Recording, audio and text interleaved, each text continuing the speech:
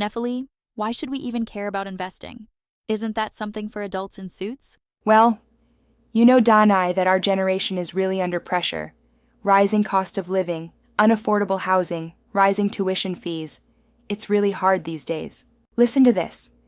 In the US, a Bank of America study showed that today, 46% of US adult Gen Zers rely on financial assistance from mom and dad, and 52% don't make enough money to live the life they want, saying the cost of living is a top barrier to financial success.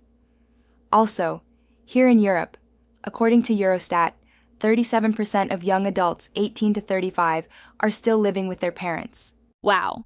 I would certainly not want to be dependent on my parents for a long time. Yes, exactly. All these lead to financial insecurity and very high anxiety levels, which may also affect your health and well-being. Of course, our aim as young people is to lead a path of learning, hard work, and dedication so we can achieve any goals we set. That's right, Nephili. At the same time, though, it seems that planning our financial future cannot be left to luck. It's quite surprising that this is not such a strong topic at schools yet, and that financial literacy levels are still low. And this shows from research.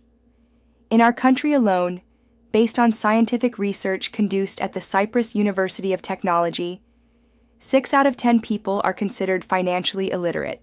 Also, the Financial Wellbeing Institute of Cyprus, in a recent study, showed that 56% of people feel quite stressed and anxious about their financial issues. In the EU, according to a Eurobarometer survey in 2023, only 18% of EU citizens have a high level of financial literacy, something the EU Commissioner for Financial Stability called a wake-up call.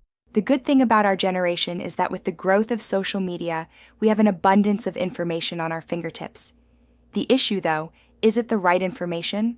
Are people genuinely telling us things to inform us or to make money from us? We really need to be selective.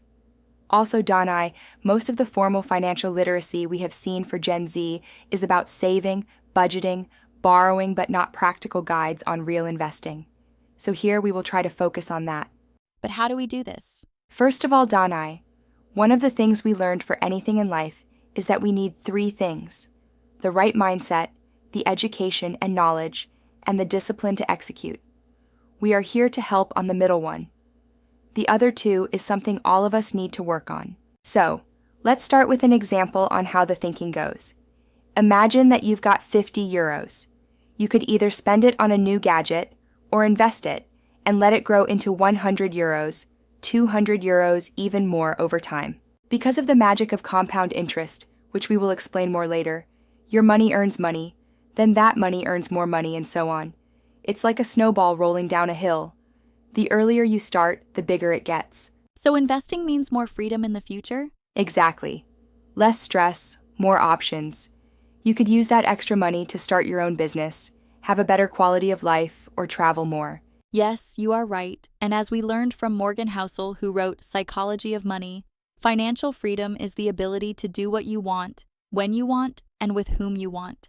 That's a great ambition. So let's do this. Join us on our journey towards financial freedom. Thank you for watching, everyone.